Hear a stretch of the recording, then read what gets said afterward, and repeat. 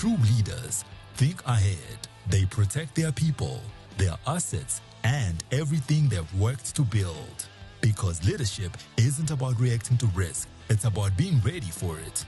That's why leaders don't gamble. They choose insurance that understands responsibility. Protect your business with confidence. Go for gold with Litwala Insurance. Siphinde siyanivuselela namuhla ku-podcast yaka Times of Esontini. La khona bekunene ngingahambi ngedwana. Ngihamba nesivakashi sethu lesicavile. Dr. Thokozane Nkambule, lo-CEO walapha kaLitwala Insurance. Ulandzelelanga asiphinde sikwamukele futhi solo sagcinana mhla kuvulwa iPhalamende. Sive sajabula kakhulu ngiyibona lana bathi aniphinde nisilethele phela umlandzelalanga asakota ukukhuluma nathi ngoba tintfo lati khuluma lapha bekunene ePhalamende nayivulaka taba tinkulu kakhulu nebantu bakuthakasela ungavusela sive ematikweni.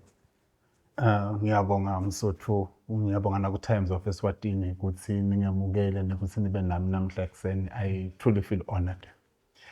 Msotho singakachubeki nje ngoba dinenge leti ndzaba lesitati khuluma namhla bekunene besingaqala nje Msotho akasitshele nje kancane ukuthi uhezaphi uMsotho live lelikhulu kangaka magumbi amane alelala kangwane qhamuka kuphi kawo amanzi beshiselweni noma elibonjeni. Ngiyabonga Msotho, mhlawumbe nje ngingaqala ngalokuthi ngiyiqala reverse.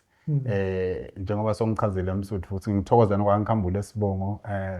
Currently I'm the managing director of Litwala Insurance, inkampani le kaManzini iphanse Nyathi Group Holdings, phasi kwebeholi kwabe chairman Mr. Michelo Shakantu. Inkampani ke nayo lephoko kuphele kakhulu ukuthi ichase liphupho lengonyama ukuthi yende insurance letawufikisa live ku First World. And sisuba sengemagozo sesengwe. But ke Thokozane ungu-MD Litwala Insurance uchamuka Thokozane utalwe eMdzangweni ngala kondlela eFandeni. Utalwe eMdzangweni ngakhula khona ngikhuliswa i-single parent baba wamashona ngina 2 years. So ngakhuliswa ngimake, my mother never had a job.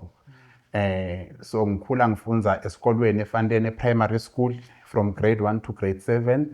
Nangisuka eFandeni primary ngihamba ngiyofunza ka Boys High School, where I did my high school from Form 1 to Form 5. Ngathi nangicedza ke ka Form 5 ka Boys ngikhumbula kahle ngeminyaka wanga 2002 ngangiphase kahle kakhulu nje impela ngoba ngangibesaba ukuphuya ngalokho singikhule ekhaya vele limhofu.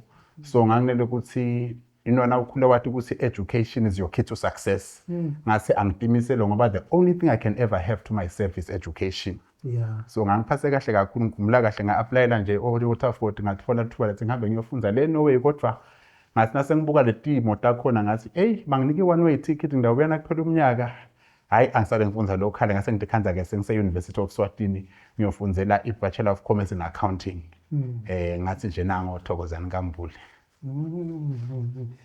Cha unembukele uya inspiresheka dokotela lapha ikakhulu na ukhuluma ngelimuva lakho ukuthi vele ungadijeli kuleso simo lokuso ukuthi ngeke uphumelele uNkulunkulu kubeke lapho ngenjongo yakhe. Dokotela dokotela bakho nangithi ngiyaphenya ngikhanza ukuthi kuthiwa nje udokotela une-PhD dokotela kubitani kuba i-PhD labanye kuyasabisa ukhanza seba comfortable ku-masters kusayisengibhalile i-thesis bakubita ngalenye i-language ke ngale ka-PhD enami. Ufika njani lapho mlandzelalanga? Ngiyabonga Suthu. Njengoba ngisho ukuthi ngichutshwa ukuthi nawathi ukuthi knowledge is your key to success and loku understand ukuthi knowledge is evolving. Knowledge is never static. Now uhledi une degree, 100 people have a degree. Nege I went over a degree, I have an honors, I have a second degree, ngine masters, phindze ngi-chartered accountant. So the reason I did a PhD is because no le quest for knowledge nalokuba nehunger yokwati itinto nalokuthi phela live alimi ndzawonye ukuthi wena ufundzile ihlolo ne-degree yakho yanga 2012 noma ngabe bekuyi-first class degree noma ngabe kuyitfola kusiphi isikole but nangabe solo ungatithuthukisi ngelwati lwati luyathuthuka so without khanza soon irrelevant. So for me the quest of learning ila ekutheni how do I continuously upgrade myself to become relevant, number one, to the society and also not to be left out. Imagine a situation where we are moving into a first world and you come to a boardroom, you can't bring anything to the table because you are not knowledgeable. Yeah. But nje lengachaza nje msuthu ukuthi kufunza ke akusho lokuthi mhlawumbe uye classini kuphela ufunze na PhD, uyafunza nakubantu emgwaqweni, uyafunza kuma newspaper, uyafunza nalabo YouTube ngabasebenzisa for developing knowledge. Sekuthi nje sibantu sinema ambitions la kahlukene, but I would encourage ukuthi lofuna kufunza is only not confined ukuthi sothole le certificate, but ufunza from anyone and at any time for as long as unale willingness to improve yourself and make yourself a better person. Suthu uphethe inkampani lapha MD wenkampani lenkulu lesematheni kulamalanga lokhanza ukuthi nanibita iwar hayi kugcwala bantu babe banenge kasolo kule nkampani ye-insurance noma singathi nje le-industry ye-insurance kune perception yokuthi thina nje sikhule sithiwa hey ndawudliwa ngumshwalense. Awuke usichazele Suthu maybe briefly ukuthi imcoka ngani i-insurance singakangeni lento ekumene ku-economy ngoba sathi ukukhuluma nangabo unemployment sesithi nje fahla kancane nge-insurance ukuthi imcoka kangakanani ngoba ungu-MD wayo but asibuta ukuthi asikakubuti ngani kuleni. Ngiyabonga Suthu. So i-insurance Suthu ngingasho ukuthi mhlambe ihlukene ngetingono letimbili. Kunana kulokuthiwa yi-life insurance noma ne-non-life insurance sikubita ngokuthi i-short term insurance.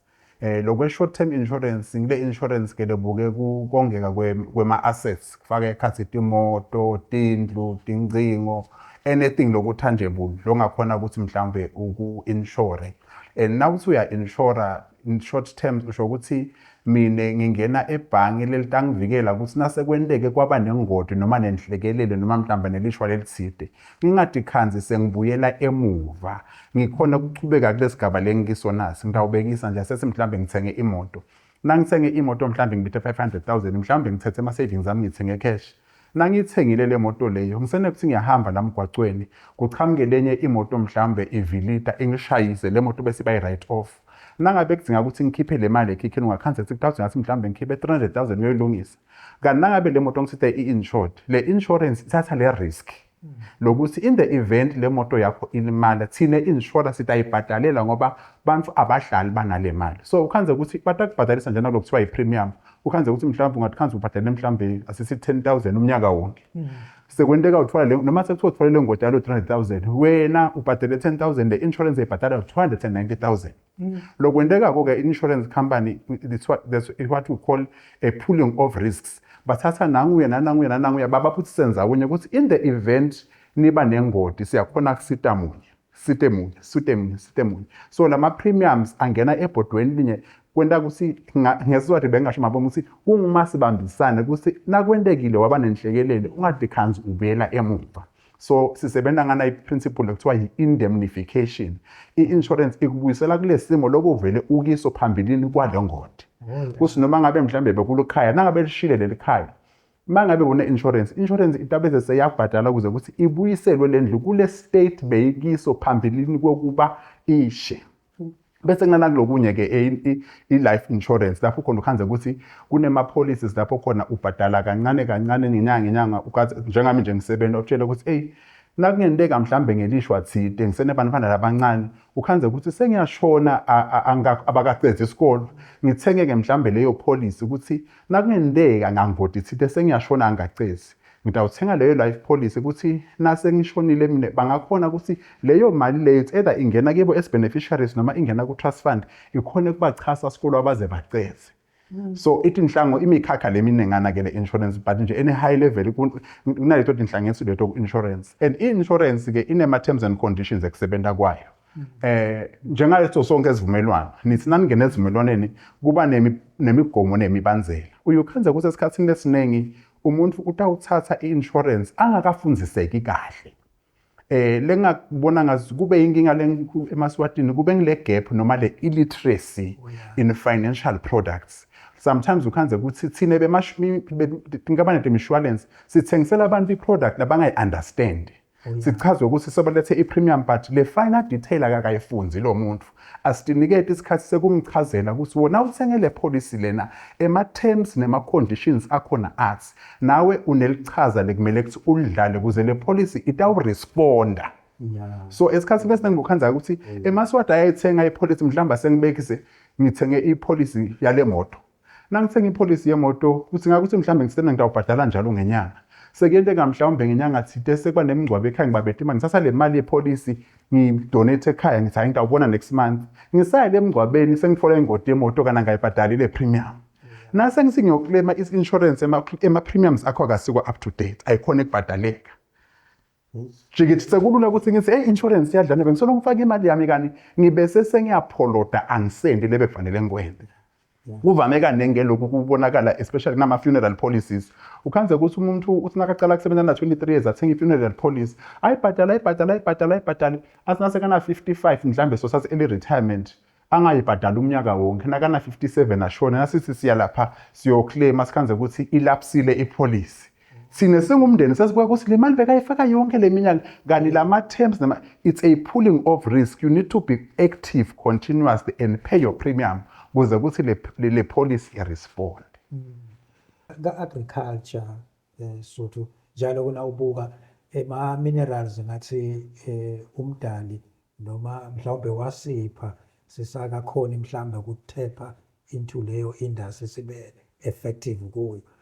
Ungathini khona na ukukhuthaza abantu labasha vele inayo imbuyiselo yona i-agriculture ukuthi singalima sikhona ne-export nas exporter nguphi nje lesinga-export singa-export ummbila noma singa-exporter nguphi mhlawumbe sothu la nakhona lesingafike nasingathinza khona live lingaphefumuli. Thank you Suthu. Umhlaba wonke nyalo ukhuluma tindzaba tabo food sovereignty. Kuya na kuba kwatinhlola embili kubonakala ukuthi ngazuthi kutaba ne-scarcity of food sustainability in the world globally.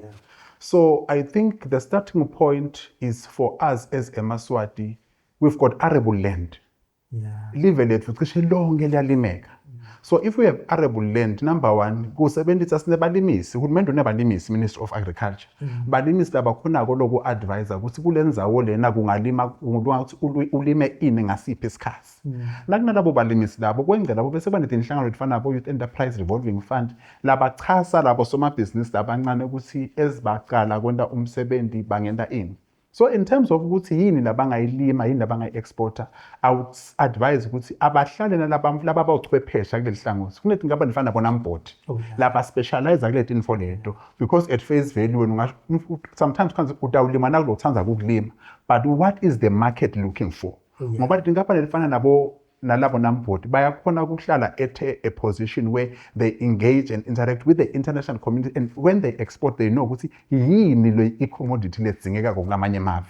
So nase kunjalo bayathola le advice le proper kuze ukuthi noma ngabe sebaqala sebalima athi ukuthi lempo lengilimako has an uptake. Ngoba ungasuke ulima imhalo yemasimu embila utawuswathengisela abantu.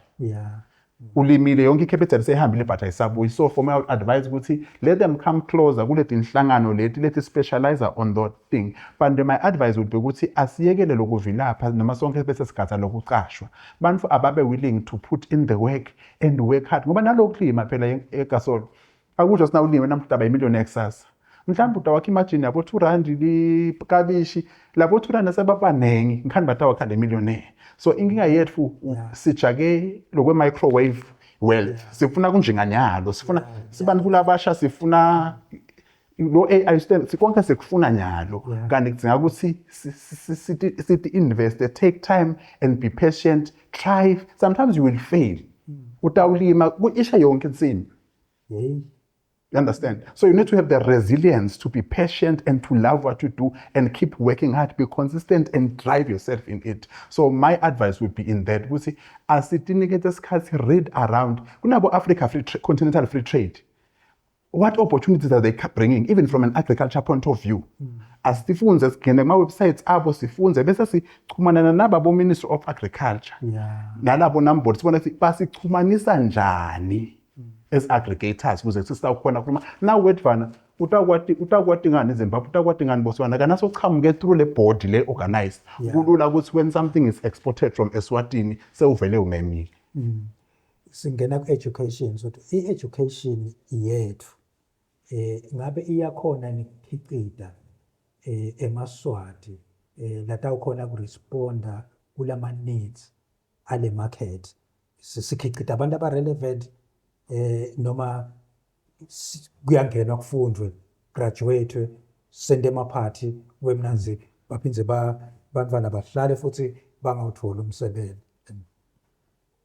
Ibuhlungu usuthu lena lo yikhulumako itolo mhlambe ebebongangibuta lembuto lona itolo bengathi yes because kazeni bowathi ukuthi as soon as you go to a tertiary institution and you get some form of qualification you will land a job. But there is an oversupply of skill in the market. And unfortunately, the supply yale skill sell paper. Njengoba kusho before ukuthi ngine PhD paper. If you cannot put that knowledge into application and into practice, it's useless. Noma ngabe uyithole Harvard, noma ngabe uyithole it's useless. Because knowledge in paper without being put into practice and executed is useless.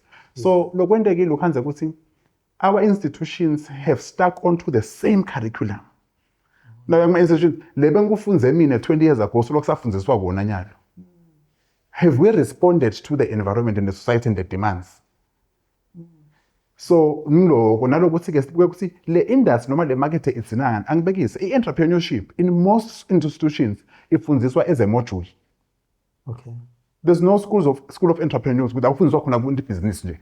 Kungabi nje i-module but kube ikhona. Good. Utawutsiwa bo business management bo BCom ingena nje as a module ifunza 6 months. Utawufunza nini in 6 months. Then you need to do this thing for a lifetime. So for me I think it's a time where as emaswati we refresh ourselves in terms of the knowledge gaps. We see what exactly lama technical centers when I say it's high time where we need to pay more focus kulama technical centers. Labafundziswa khona skill noma emakhono. Kuze kusakhona ukuthi graduate namhla kusasa ukhona kubadala plan kusasa ukhona grofa na indlu kusasa ukhona kusalime na engazi sifundziswe the practical skills and I think from where we are to close the gap here unemployment ukuthi ngeke sikwendeke lokho.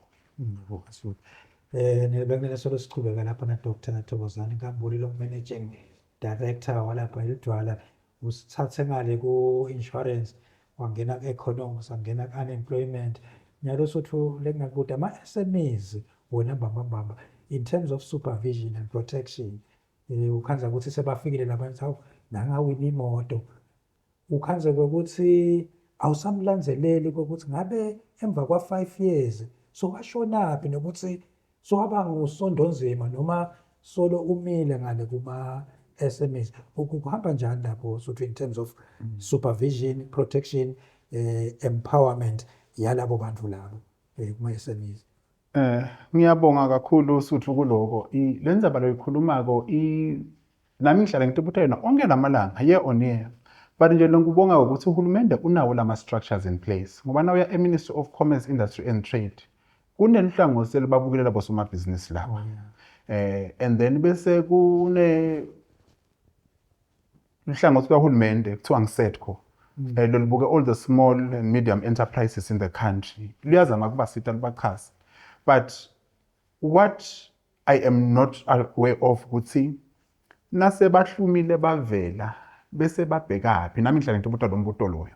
But one thing that I have noticed, I have observed with a few entrepreneurs that I had personal relationships with, our behavior as emaswati, we quickly give up, number one. Ema challenges asikho properly trained for dealing with challenges or with failure. Lo munye utawuphakama asinasafacea ema challenges ukhanze bese uya give up kanti phela kuba successful namuhla akusho success aba successful. Emalanga akafanani. neminyaka unema seasons summer autumn winter spring kunetithelo ungekuhlanyele ngewinter nalokungekuhlanyele ngesummer. So we must understand ukuthi even in business it can be cyclical or seasonal, so we need to have the maturity and the discipline to develop the resilience. So emaswati esikhathini we easily give up, we want quick gain. Nalokunye ke ukhanza ukuthi umuntu utawungena ebhizinisini so wente 1 million ugijima uyothenga imoto lensha. So simbona ngale moto successful. So kanti le mali must be reinvested into the business so that they can be able to scale up. Lenye into ke ukhanza asengibekisa ukukhuluma ngeagriculture. Umfuta ulime ama-butternut asisupply sonke sithenge kuyi next season akasalimanga. Kude lo consistency in supply. So imarket ifuna i-consistency. If utangisupplya namuhla mina ngifuna ukuthi every week just in time when I want deliver to me. So ngeke usina ngiyakhohlwa nangabe utapula 9 months ungakangideliver lutho sengukhohliwe. So ngiva ngathi nalo leli blow labanengi bese sicwila lapho. Quick gains, we are inconsistent, we don't have the discipline. Nalokuthi ke sifuna sheshe bese sesiyabonakala ukuthi we have arrived. Si relax, si enjoy. Before you know it, sesengciwe isikhathi. Esuthu emaswati kulamalanga akhuluma indzaba yokuthi kuma industries cishe onke noma i-construction noma i-mining sesifikile lesikhathi sokuthi aniketwe le priority. Sesikhuluma ke nge-local participation, so ukuthi ingabe nakwentiwa lemisebenzi nama-capital projects emaswati siwabonile participate kuboma nakwakhiwa iMaguga Dam, sabona participate nakwakhiwa nayi-highway yasukela nje ehlathini yakhiwa kunengi lesingakubala nema-buildings lamahle yakhiwe ngemaswati. Ukhanza ukuthi lesinye isikhathi akasaniketwa leyo opportunity nokuthi umvo wakho ungathini so to in terms of kwekuthi nabo kube khona le empowerment yamaswati kulelo hlangothi lelo sesiready vele thini noma sakha lo mhlawumbe lokuzilikako so ngeke ukhanze ukuthi bahle basibalekela njani singemaswati nje general sikepable kangakanani singelamaswati. Thank you, Suthu. Firstly, let me declare that you are asking me a very controversial question because I'm highly conflicted in that area, but I'll still try and be as objective as possible in my response. Okay. Number one, I am conflicted because ngiliswati. Me being Liswati, seeing imisebenzi yonke iniketwa foreign nationals or foreign companies, one way or the other, it affects me because it then means currency is exported, the money is being exported to other countries. It is going to stimulate other countries. It is then compromising me and my citizens because le mali le citizen economy tapinze hambe yonke in terms of profits or salaries of these people that we pay as expatriates. So number two, I'm also conflicted because I'm part of a bigger group, Inyati Group Holdings, and Inyati Group, we've seen them in the past. They've built projects beyond reasonable doubt that have been at a high level of quality. Sinabo botu Venice babonile, Bakile, Porrots. I can name a lot of local companies that have built structures. Lesoloti mile nanyalo. Ngahlaba umlimi lapho ulanzelana. Na ukhuluma nje ngalenye inkampani yeliswati. Na ubona structure nasiya lesilapha ngase bus rank. Kusihlele isikhathi lesingakanani bekude le mali yokuqhubeka. But nase babuya nyalo baphinze bakhele tukwazi kube bekwakhe abantu la mhlawumbe laba ngasi capable badase bafaka nje lapha kuvele nje kusilika but sokumile ekucinile kwentiwe ngemaswati ngivumelana nawe lapho Suthu ungachubeka uteka yona Suthu in terms of skill there's no doubt emaswati do have the skills emaswati do have the competency of delivering quality products.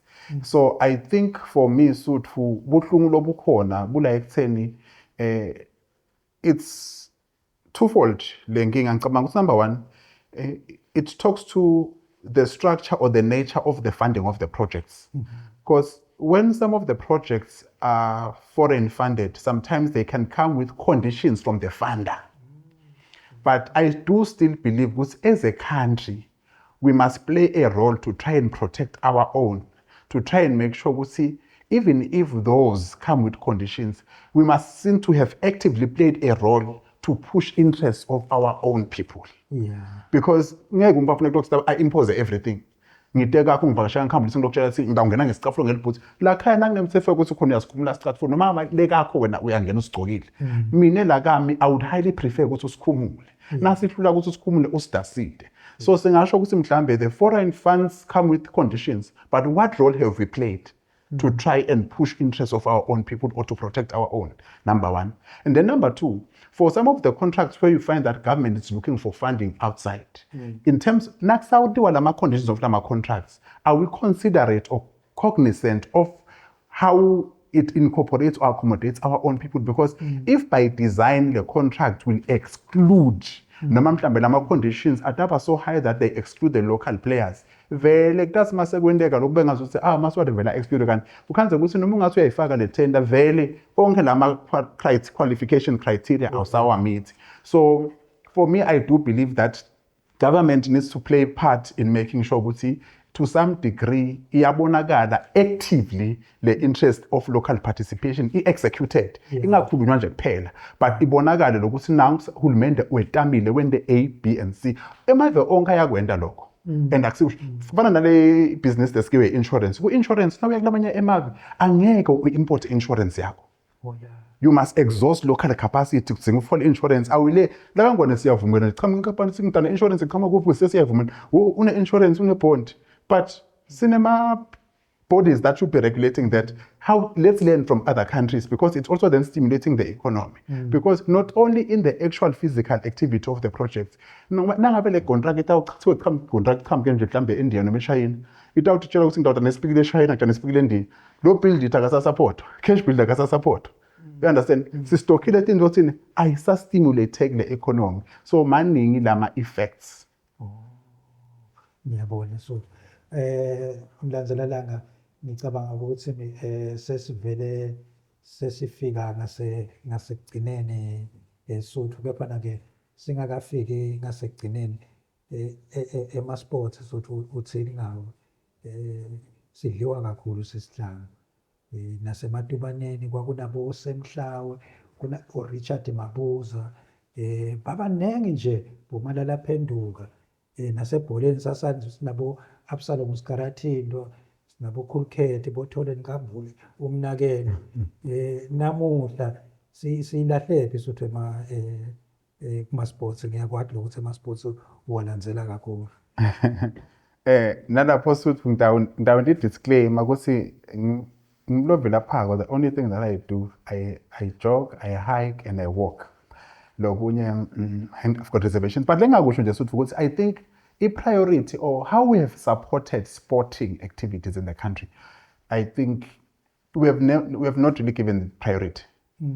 kuba ngazo it's a by the way thing because ungabuka even when it comes to the sponsorships that we issue to sporting but what is there really to encourage or to motivate the people to continue participating in the sport? When you go to other countries, you see how the people earn in sports. Sports becomes a full-time job. Now, a particular sport. Like, make an example, Ronaldo is one of the richest person in the world. Yes. And Bo Messi, they are one of the richest, like, they are billionaires in dollars just because of sport. But Lagangwane, an equally competent child, maybe 2,200. What's there to motivate them? So there is no incentive in short suit that will keep people in the sporting activity. So I think that in for the things they contribute, it is the size of the population or such a small economy. No matter we are lama events, lama tournaments, from 1.2 million people, how many people will attend and the frequency and can people release, how much can people spend? Now, some mhlambe asingibekise uthi kune tournament kaSomhlolo usibamba battery kade 300 rand bangakela batawuta. But now in South Africa, people go to FNP Stadium, actually 500 in tournament, people pay. So I think maningi lama factors that contribute to that. But I think in a nutshell, I would say we haven't given it proper attention or prioritization. And as a result, it's just seen as a by the way. So to yokugcina ngicabanga ukuthi mhlawumbe iphose ithinza nayi lelenye lo sanza kuyikhuluma emabhange langa ethu anayo le capacity sothu yokuthi mhlawumbe angafinance lamanye ama-capital projects ethu. Ngake ngambuta minister waka-finance wathi ngeke angasuke a-collapse ngoba lesikhathi se-repayment siba sithi. Kanti lo muntu lo lapha esitaladini uthi niboleka kangaka nje imali ngani sinawo emabhange la kangwane maningi la khona yini ningasebenzisi wona ngokuthi kufinance lamanye ama-projects noma tinkampani letitsite mhlawumbe timboleke uhulumende tihlangane vele kusupportwe noma mhlawumbe kube funded local. Akhona emavele talento leyo Suthu noma mhlawumbe nami ngangimbuta minister ngimfake ekoneni nje ngento lengendiwa. Thank you, Suthu. I think the minister is in a better position to answer that one, and he's competent to critically adjudicate that. But I can say my layman's view in that regard would be, I also personally believe it would be a struggle for local banks to fund capital projects. Number one, because now understand the nature of our commercial banks. Most of the commercial banks, the deposits they are holding, imali yami nawe. And you find the products that we have invested in the bank, most of them by nature they are short to medium term. Yet capital projects are long term in nature. So mina nje ngeke ngiseva ukuthi nangabe imali yami lapha ebhange bangitshela ukuthi angisakhoni withdraw because ilokeke somewhere, I will not understand.